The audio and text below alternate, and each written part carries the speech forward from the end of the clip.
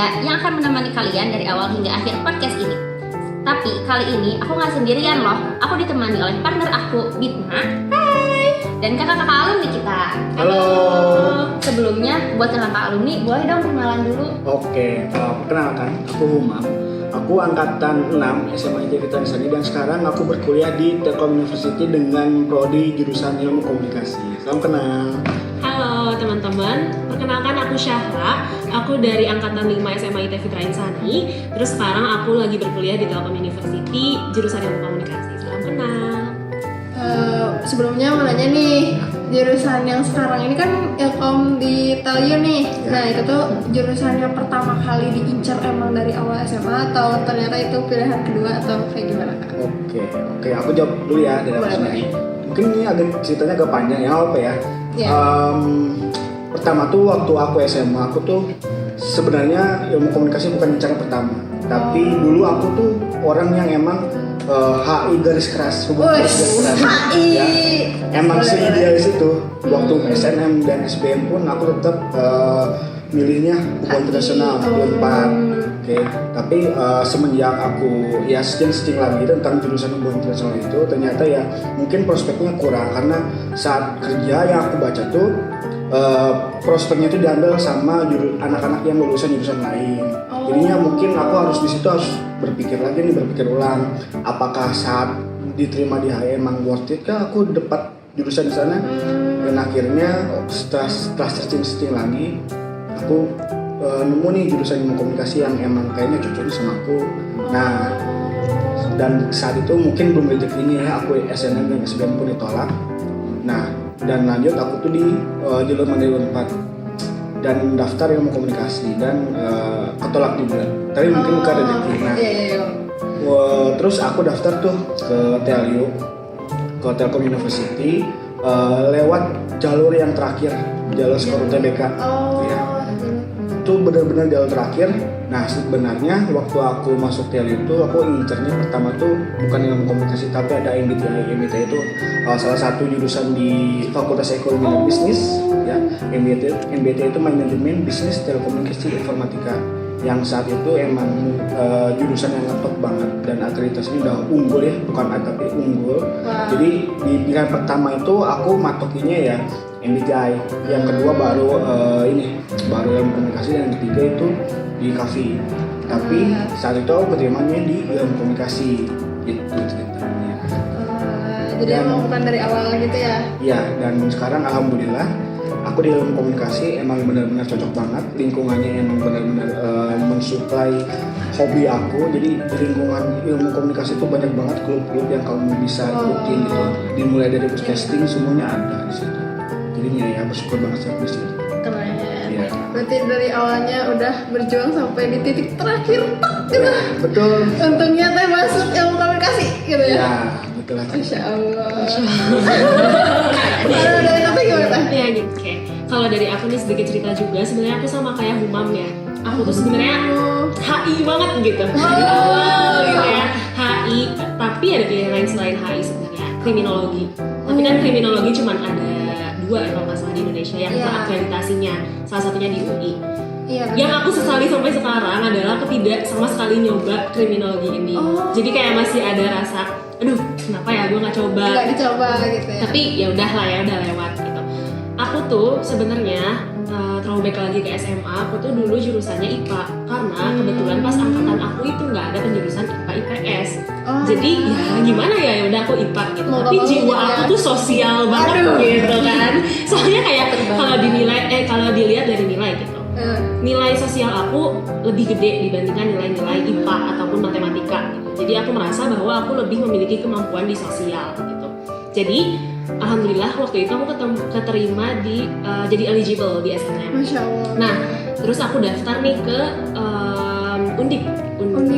Iya. Yang kalau nggak salah ya Undip, pokoknya aku tuh ngambil apa ya, lupa kalau lupa ya jujur maaf. Tapi dulu tuh disaranin juga aku disuruh ngambil kesehatan masyarakat karena itu kan kayak antara percampuran antara IPA dan IPS lah gitu. Tapi qadarulahnya nggak keterima gitu. SBM pun sama, SBM tuh aku daftar di HI UB. Oh iya. Nah tapi nggak keterima juga. Nah sebenarnya Telkom itu sama sekali nggak ada di rencana aku pada awalnya. Tapi kayak agak FOMO nih, kok orang-orang udah pada dapet kampus, terus juga ayah ibu tuh kayak ya udah nyaranin, ya udah kenapa nggak di Telkom aja, karena anak-anak temennya pada di Telkom dan bilang bagus gitu. Terus akhirnya aku coba-coba, ya udah deh kenapa nggak coba ya udah aku akhirnya daftar di UTG, ujian tulis. Oh iya. Itu aku daftar di situ. Pilihan satu aku ilmu komunikasi, pilihan duanya di PR, Digital Public Relation. Udah kalau nggak salah aku cuma memilih 2 itu, dan alhamdulillah aku keterima di jurusan pertama yang aku pilih, ilmu komunikasi. Dan aku merasa kayak, oh berarti ikom ini ternyata aku cocok banget di ikom, karena ada beberapa pelajaran mata kuliah yang benar-benar kayak wow, ternyata rame banget mata kuliah itu. Kayak misalnya di semester 1 nih ada berpikir kreatif. Menurut aku itu agak gimana ya? Ribet ya harus bikin topi. Kita jadi ada berpikir kreatif tuh, ada berapa warna sih? 6 ya? 7 warna. Kayak hitam, putih, hijau, kuning. Itu tuh semuanya harus bikin topi satu-satu. Jadi kita bikin topi sekreatif mungkin. Itu tuh gimana cara kita menyalurkan berpikir kreatif kita di situ. Jadi itu kalian kalau misalnya experience itu bakal seru sih. Itu terutama aku waktu itu lagi COVID, terus pas kena COVID-nya banget aku harus bikin topi tapi rame. Gitu, jadi aku merasa cocok sih di ilmu komunikasi ini pada akhirnya. Gitu cerita. Nih Kak, kayak usaha apa aja yang udah Kakak terapin buat masuk ke kampus itu? Tadi udah dijelasin juga ya, udah dari SNM, SBM, terus pada akhirnya aku cobain UTG Telkom gitu ya. Sebenarnya aku kayak dari SNM pas ketolak ya udah gitu, karena sebenarnya aku tidak terlalu mengharapkan itu, karena aku tahu ya maksudnya bersaingnya sama satu Indonesia gitu. Aku menurunkan harapan yang aku punya di SNM itu gitu. Terus akhirnya ya udah, selama SNM pun sebelum pengumuman pun aku tetap belajar untuk UTBK gitu. Aku tidak melepaskan UTBK sama sekali gitu. Aku belajar UTBK sampai akhirnya ya udah aku melaksanakan UTBK. Aku merasa kayak oh ternyata bisa ya UTBK aku kerjain gitu. Tapi ternyata belum rezekinya, belum keterima gitu. Terus akhirnya di situ aku kayak agak aduh sedih nih, karena kayak udah ngerasanya kayak kemarin aku bisa kok ngerjainnya, nggak ada yang aku pusing sepusing itu gitu.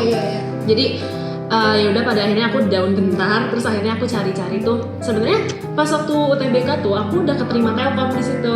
Oh. Tapi kayak masih ada harapan gitu loh, kayak pengen PTN gitu. Tapi kayak oh ya udah berarti kalau misalnya UTBK aku nggak keterima, artinya ya udah berarti rezeki aku ini di Telkom, karena sebenarnya udah keterima Telkom gitu. Jadi ketika aku setelah selesai belajar UTBK, aku juga disampingi sama belajar untuk UTG Telkom gitu. Karena aku percayanya gini sih, kalau misalnya aku ketolak, misalnya SNM ketolak, SBM ketolak, berarti masih ada chances lain gitu, masih ada kesempatan lain, banyak kesempatan yang bisa aku peroleh gitu. Mungkin salah satunya adalah kenapa aku keterima Telkom. Mungkin Allah kayak ngasih ya udah kamu di Telkom aja nih ambil.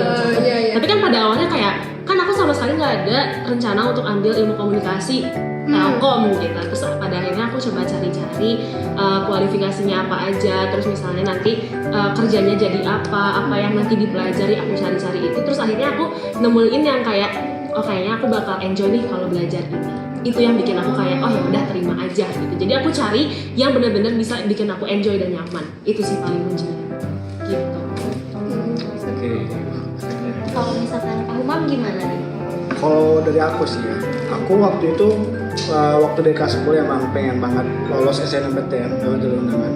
Ya siapa nggak mau ya kan? Iya. Jalur undangan. Pasti punya ambisi untuk tinggal serahin nilai rapot dan keterima, dan itu emang jadi apa impian aku banget gitu ya. Nah jadi waktu aku kelas 10 sampai kelas 12 emang aku tuh benar-benar getol untuk belajar supaya dapat nilainya bagus. Dan alhamdulillah aku dari kelas 10 sampai kelas 12 itu ranking 1 terus di jadi aku belajar dan ranking 1 terus terbayarkan. Dan saat udah mulai kelas 12 nih udah mulai ada sosialisasi tentang perkuliahan tinggi, PTN, PTS. Nah di situ aku mungkin agak menyombongkan diri ya. Aku udah percaya diri bahwa aku mungkin berkesempatan besar lolos di SNMPTN. Tapi aku tetap belajar untuk SBMPTN, tapi tidak segiat waktu aku udah ketolak SNMPTN. Nah waktu aku ketolak di SNMPTN, waduh, cuma waduh doang. Dan itu pun nyesek ya.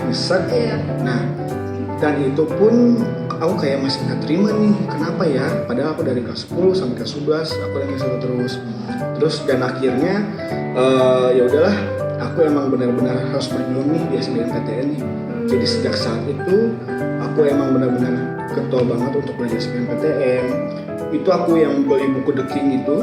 Wah, yang tebel banget, yang recehnya udah pusing itu kan udah males. Sama aku plus waktu itu aku bimbel di GO. Oh iya. Jadi aku dua itu ya untuk belajar SBMPTN. Dan ternyata ketika aku ngerjain SBMPTN, nah mungkin aku waktu itu emang fresh banget. Jadi aku ngerjain itu gampang banget. Ya, tapi waktu keterima waktu pengumuman akhirnya ketolak. Jadi mungkin belum rezekinya juga. Nah itu emang benar-benar down banget waktu itu kan. Nah aku udah ngesaranin nih ke orang tua aku buat udahlah ini kita backup ada Telkom. Aku saranin itu ke orang tua aku kan buat daftar Telkom. Cuman orang tua aku masih idealis waktu itu. Pengen masih berharap aku tuh PTN dari Unpad. Jadi itu sama orang tua aku di hold dulu permintaan aku yang itu. Jadinya aku masih berjuang lagi di Mandiri. Nah, ketika aku ini Mandiri, nah terus tiba-tiba orang tua aku berubah pikiran. Ya udah Kak, kita daftar Telkom aja. Oke, daftar Telkom. Dan itu daftar Telkom pun di jalur yang paling terakhir, skor UTBK. Aku daftar saat itu. Nah, dan aku masih getol tuh untuk belajar buat ujian mandiri Unpad. Oke, kayak ujian mandiri kayak kedinasan lagi sih. Sebenarnya nggak terlalu susah. Mungkin saat itu ujian mandiri Unpad emang benar-benar banyak banget pesertanya. Pesaing berarti ya. Dan emang kayak SBM aja gitu pesertanya. Emang benar-benar banyak saat itu. Dan mungkin belum dijadikan lagi, jadinya aku ketolak 3 kali sama Unpad. Nah, ketika aku dikasih tahu pengumuman Unpad, ya kan, ketolak nih 2 hari kemudian ada pengumuman lagi dari Telkom. Pengumumannya keterima di Telkom. Dikasih gitu. Itu ceritanya. Ya, kebantuan susah. Kalikunya dibanting-banting. Emang harus tahan banting sebenarnya untuk masuk perguruan tinggi ya. Deg-degan. Soalnya sebenarnya di perguruan tinggi ketika di kampus itu bakal lebih sering menerima penolakan ya sejujurnya. Maksudnya kalau misalnya kalian daftar magang atau misalnya kalian daftar organisasi, ada apa ya, persentase kayak untuk ketolaknya tuh bisa gede gitu loh. Jadi kayak itu tuh sebagai latihan kalian aja sih, gimana kalian mengolah emosi kalian, mengolah apa itu namanya? Mengolah kesempatan gitu. Ya itulah pokoknya mah. Pokoknya mah gimana kalian kayak, oh berarti gue harus bangkit laginya tuh kapan, harus gimana, apa langkah selanjutnya setelah ketolak tuh gue harus ngapain lagi gitu. Berarti nggak boleh bener-bener naruh bener-bener udahlah. Nah nggak boleh gitu ya, kata aku tuh nggak boleh. Maka dari Tapi kan akhirnya kesempatan itu kan emang sulit banget ya. Jadi kalian kalau misalkan ada kesempatan, mungkin ada tawaran kerjaan dari cutting, kalian ya sebisa mungkin usahain untuk terima tawaran itu, karena kesempatan itu nggak akan datang 2 kali. Jadi berusaha mungkin untuk siap tawaran-tawaran itu untuk kalian ambil gitu, karena tawaran itu paling berguna. Soalnya waktu itu aku pernah dapat tawaran ngejob di ini kan, di salah satu acara kampus yang Telkom, itu acara kampus ulang tahun waktu itu kan. Nah, saat itu aku ditawarin sama cutting aku untuk mendokumentasikan acara tersebut. Nah, padahal waktu itu aku emang masih maba dan masih kayak kurang ilmunya, tapi aku dapat tawaran itu tanpa pikir panjang. Mungkin ini tawaran bisa mungkin membuat aku lebih berkembang lagi, dan akhirnya aku ambil tawaran itu. Nah, jadi akhirnya aku punya koneksi ke pusat ini, relasinya gitu. Jadi tawaran itu sebisa mungkin ketika ada tawaran kalian ambil. Ceritain dong pengalaman di organisasi di dunia kuliahnya itu gimana? Kalau dari aku sendiri sebenarnya dari semester awal tuh aku belum ngambil organisasi ya. Baru semester 4 berarti aku ngambil organisasi di BEM. Nah, fun fact-nya di OSIS ini di SMA itu aku sekditnya itu bahasa sastra dan budaya. Di BEM pun aku ngambilnya kayak minat bakatnya gitu, olahraga, seni dan budaya. Jadi masih selaras lah ya. Iya. Emang miba banget nih anaknya gitu, minat bakat banget. Nah, di BEM ini kebetulan alhamdulillah di Departemen Olahraga Seni dan Budaya ini aku dipercayai sebagai ketua pelaksana dari program kerja, salah satu program kerja di departemen itu gitu. Nah, yang aku pegang prokernya adalah FKBCD. FKBCD itu Fakultas Komunikasi dan Bisnis Celebration Day. Jadi dia itu kayak acara di akhir tahun, benar-benar acara penutup dari program kerja BEM. Dia ini festival budaya, sebenarnya festival musik nyerempet sedikit festival budaya. Nah, jadi setiap tahunnya itu temanya tuh beda-beda dari budaya Indonesia. Kebetulan tahun ini tuh kita ngambil budaya Makassar. Jadi kita tuh kerjasama juga sama UKM dari Makassar, Sulawesi KBMS. Nah, jadi kayak ada tarian-tarian dan segala macam di penampilan di hari H itu. Terus juga kita ada gestar gitu kan. Dari band-band Telkom juga ada jadi penampil. Nah, sebelum ke main event itu sendiri, kita ada pra-eventnya dulu kayak charity, competition, live sharing session gitu. Jadi menuju hari H gitu acaranya pra-event. Nah, itu sebenarnya pengalaman aku sebagai ketua pelaksana sebenarnya itu sangat-sangat menegangkan sekaligus menyenangkan ya. Banyak stresnya, banyak sedih, banyak senangnya, tapi alhamdulillah bisa aku lalui dengan baik dan acaranya juga alhamdulillah berjalan dengan baik ya. Datang kan? Datang dong. Iya, datang.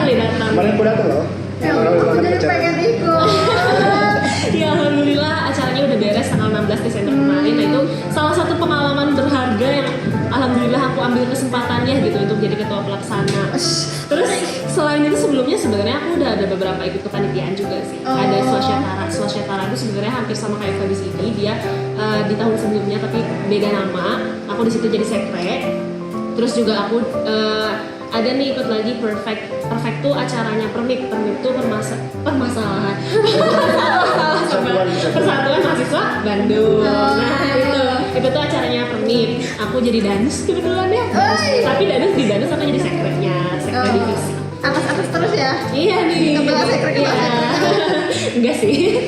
Ya pokoknya gitulah. Pokoknya sebenarnya pengalaman kepanitiaan ataupun organisasi selama kuliah itu sangat berbeda sama ketika SMA gitu. Apalagi aku merasakan ini di FI gitu ya, di lingkup FI itu ya beda banget lah sama kuliah gitu. Kamu kalau misalnya mau kepanitiaan ataupun organisasi, ya mau nggak mau kalau misalnya ada rapat sampai malam ya udahlah, jabanin aja, jalani gitu kan ya, rapat dulu gitu kan. Tapi ya setidaknya rapatnya ada esensinya gitu, ada yang dibahas gitu, harus ada gitu. Kalau misalnya rapat pastiin ada yang dibahas gitu. Nah itu sebenarnya pengalaman-pengalaman yang mungkin berkesan lah buat aku. Selain itu kalau misalnya di luar kepanitiaan ataupun organisasi, aku sebenarnya ada pengalaman lagi kayak summer course. Jadi summer course ini ketika libur semester kemarin, aku daftar nih summer course ke Thailand. Jadi itu tuh ke Thailand selama 1 bulan. Jadi aku daftar, akhirnya aku berangkatlah ke Thailand selama 1 bulan gitu kan. Di Thailand ini ya aku belajar tentang Thailand lah keseluruhan, kayak budaya, bahasa, pokoknya semuanya aku pelajari kayak sambil masak bareng gitu kan, bikin rujak ala Thailand gitu. Bareng tuh kan. Pokoknya banyak banget pengalaman yang aku ambil di Thailand. Terus kelebihannya lagi nih, summer course yang aku hadiri itu di Thailand itu beberapa mata kuliah di semester ini ada yang dikonversi. Jadi aku semester ini kayak uang banget gitu karena 9 SKS nih kebetulan yang dikonversi dari summer course di Thailand. Jadi si summer course ini sebenarnya program dari Aspikom, bukan dari Telkomnya langsung gitu. Jadi di sana tuh ada dari Telkom, ada dari Unisba, ada dari Unikom juga gitu. Jadi banyak mahasiswa yang ikut gitu bareng-bareng di sana. Itu ramai banget sih, itu pengalaman yang mantep banget. Jadi berasa exchange gitu ya, dari level karena exchange kita juga jadi berinteraksi kan sama orang sana gitu. Selama 1 bulan lumayan. Itu sih paling pengalaman aku ya. Wah.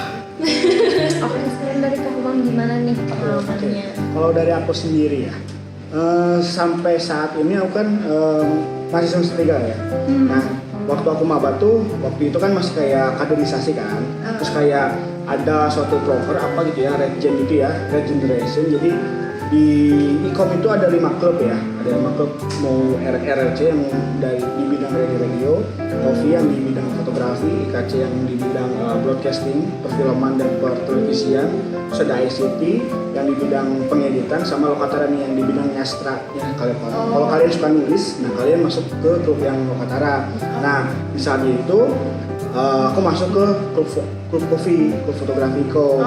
Nah di sanalah aku dapat relasi-relasi yang bagus yang ketika aku tadi cerita ya, aku dapat tawaran untuk mendokumentasikan acara kampus, acara ulang tahun. Nah itu dari Cutting Coffee. Nah ketika itu yang ditawarin itu cuma aku doang. Jadi saat aku ngejob di acara kampusnya itu, nah jadi mabanya itu cuma aku doang. Sisanya rekan kerjaku untuk cutting semua.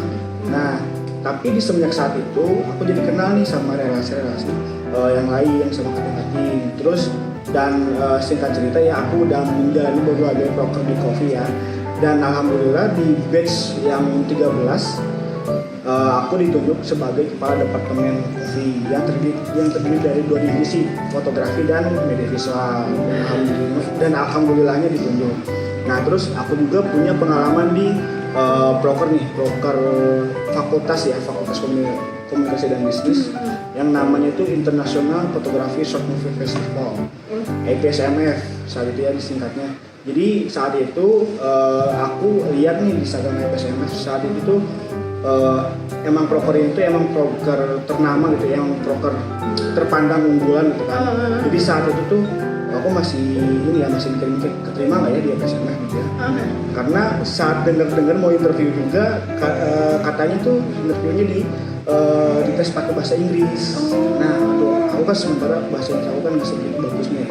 Tapi aku emang benar-benar percaya sama skill dan kemampuan aku bahwa aku bisa dan layak di IPSMF. Dan waktu wawancara dan alhamdulillahnya aku lancar saat itu dan aku puas dengan jawaban aku. Nah, ketika pengumuman, nah ketahuan nih siapa yang lolos dan siapa yang enggak kan. Jadi aku tuh punya temen nih, circle itu ada 8 orang ya. Jadi 8 orang itu bener-bener daftar ke IPSMF. Semuanya daftar. Nah tapi yang terima cuma 2 orang doang. Aku sama temanku lagi satunya lagi. Nah yang aku keterima di Bookdoc, divisi Bookdoc, dan yang temanku yang keterima di IPSMF itu divisi logistik. Nah oke, aku udah keterima nih, bangga nih, aku udah kayak wah seneng banget nih di IPSMF. Proker ternama langsung karena proker ini tuh pandangan tangan dari dekannya langsung gitu. Jadi saat first meet aku udah banget. Nah waktu first meet dijelasin lubis-lubisnya kayak kena mental. Kaget. Apalagi di saat itu aku ditunjuk sebagai koordinator video. Nah, lubisnya gila ya, kayak ini mah udah kayak semi kerja gitu. Emang bener kayak semi kerja gitu. Jadi waktu itu kan Bookdoc ya, koordinator video gitu. Aku tuh sering dapat requestan dari order konten marketing gitu kan, setiap hari, bener-bener setiap hari. Jadi karena aku kan nggak sendiri ya, aku punya anggotanya lagi untuk video, jadi aku punya 3 orang kan, jadi aku bagi-bagi itu bisnisnya gitu. Jadi mungkin aku sehari itu dapat ngerjain 2 konten per minggu. Per minggu. Jadi bayangin kalau kalian ngerjain itu dengan sendirian, wah itu bakalan kacau gitu ya. Nah waktu bulan Juli sampai November, nah sama aku juga kayak FKBCD ada pre-eventnya. Nah jadi waktu itu pre-event kita mengadakan workshop fotografi dan ya, jadi kita dapat sponsor mungkin dari siapa ya? Dari Monday Coffee. Jadi kita workshopnya itu memotret kopi yang dari produknya Monday Coffee. Nah sama model kan, tadi aku sebut model kan. Nah modelnya itu kita kerjasama dengan kopi karena aku kepala departemennya kopi. Jadi IPSMF sama kopi itu lebih gampang kerjasamanya. Jadi aku tinggal bilang aja ke kepala departemennya model, nih IPSMF butuh ini nih, butuh 2 orang model untuk workshop. Oke, jadi di saat pre-event dan alhamdulillahnya berjalan dengan lancar. Nah kita ini menuju main event nih, puncak acaranya, untuk peak momennya. Nah di sana mungkin ya, jadi aku tuh sebagai koordinator video kan, aku harus bikin beberapa video yang ditampilkan nanti di main event. Nah mungkin ya waktu itu aku agak sedikit capek, jadi saat tapping untuk video, aku waktu itu mimisan. Mungkin karena capek banget ya, dan aku pun pulang pergi, jadi begadang lagi ya. Jadi kayak emang ada waktu. Nah aku waktu tapping tuh mimisan. Nah, aduh mimisan, tapi aku tetap paksain lagi sampai akhirnya selesai. Nah, terus aku dengan mungkin saat itu aku pengen pulang aja, padahal itu ada rumah saudara. Pengen pulang padahal ya padahal paksain. Dan akhirnya aku waktu itu ngedrop sampai semingguan lah. Tapi itu tetap kerja untuk ngedit. Nah, mengedit walaupun sakit ya. Nah, ketika main event telah berlangsung. Nah, main event itu kita mengundang Bapak Fotografi Indonesia, Darwis Triadi. Kalau kalian yang tahu fotografi pasti tahu ya Darwis Triadi. Itu Bapak Fotografi Indonesia. Nah, di saat itu aku cari-cari momen tuh, di saat Darwis Triadi udah selesai talk show dan beliau ingin segera pulangnya ke mobil. Nah, aku pengen minta foto nih. Pak, punten, saya boleh foto nggak? Boleh. Dan akhirnya aku foto bareng sama Darwis Triadi. Dapat momen gitu ya? Ya, karena emang event tersebut emang benar-benar banyak memberikan aku benefit. Mulai dari pengalaman, jadi ada SOP-nya yang kerja tuh. Jadi kamu tuh tahu nanti ketika ada proker-proker ada SOP-nya, manage waktu gitu kan, sama ya mental pastinya. Dan juga kalau kalian mungkin ya kerjanya mungkin kurang ya, pasti bakal dicecar sih. Karena emang ini prokernya besar dan emang seluruh rantangan dari dekannya langsung, jadi tidak ada alasan ketika kamu dan tapi ya ketika kamu sudah melewati itu semua, terbayar banget hasilnya. Kamu punya portofolio bagus, apalagi nanti kalian akan mengenal LinkedIn ya. Jadi di LinkedIn itu kamu bisa ceritain pengalaman kamu. Nah, jadi ketika kamu dapat suatu proker, kamu bisa ceritain tuh pengalaman kamu di LinkedIn dan bisa membawa portofolio kamu untuk lebih dilihat sama orang-orang yang udah kerja nih. Penuh ntar portofolio Ya, jadi semakin tinggi kamu dilirik sama orang yang udah kerja dan memperbesar peluang kamu untuk direkrut. Branding kadang-kadang kayak branding terus seneng tapi ada kayak ya Allah aku nanti gimana ya gitu. Ya, pokoknya selagi nanti kalian kuliah, kalau misalnya ada kesempatan untuk coba atau masuk ke kepanitiaan, cobain dulu aja. Coba aja dulu. Tahu ntar aja gitu. Aja. Daftar aja. Gitu aja. Lulusan terima atau enggak nanti aja. Tapi kalian udah mencoba, daripada kalian nggak mencoba, ya kan lebih rugi nggak mencoba. Kita banyak banget ya tadi, banyak pesan-pesan atau kesan yang diambil dari cerita-cerita dan banyak banget hal positif juga. Kita juga jadi bisa ngebuka mata dari dunia perkuliahan yang tadinya kita tuh nggak tahu sama sekali ya. Nah dari sini aku pengen dong ada pesan-pesan buat insania semua yang nanti nonton. Oke, pesan untuk kalian yang selanjutnya mungkin akan berkuliah. Aku berpesan pada kalian, pada teman-teman sekalian, siapkan mental dan fisik kalian. Karena ketika di kuliah kalian akan menemui berbagai macam manusia yang berbeda-beda, mulai dari sikapnya, akhlaknya. Jadi harus siapkan mentalnya. Dan kalau dari aku saranin ketika kalian berteman jangan terlalu banyak ngesepil rencana kamu untuk kedepannya, karena kita nggak tahu orang yang dapat cerita kita tersebut itu bakalan setia atau enggak. Karena kalau misalkan tidak setia, mereka bakalan mungkin menusuk kita dari belakang atau menghancurkan rencana kita. Jadi jangan terlalu banyak kesepil rencana kalian di masa depan. Dan supaya kalian dimudahkan, jangan lupa berdoa, berusaha dan berikhtiar. Karena di setiap langkah kita pasti kalau kalian berdoa dan berikhtiar, karena akan menjadi pahala. Masya Allah. Kalau dari aku sebenarnya ini balik lagi, nanti teman-teman yang mungkin berencana untuk berkuliah atau tidak, itu sama-sama harus menyiapkan rencana kedepannya akan seperti apa. Entah itu step-step misalnya dari kuliah mau ngambil SBM dulu, terus SNM dulu, terus SBM lalu lanjut misalnya. Kalian harus udah ada rencana skema kalau misalnya kalian ketolak, nanti kalian mau ngambil langkah seperti apa gitu. Pokoknya harus ada perencanaan yang baik gitu. Nanti pun ketika kalian misalnya udah keterima di kuliah atau di kampus yang mungkin sudah sesuai dengan keinginan kalian, semoga gitu ya, kalian pun harus tahu step-step apa yang harus kalian nanti ambil gitu.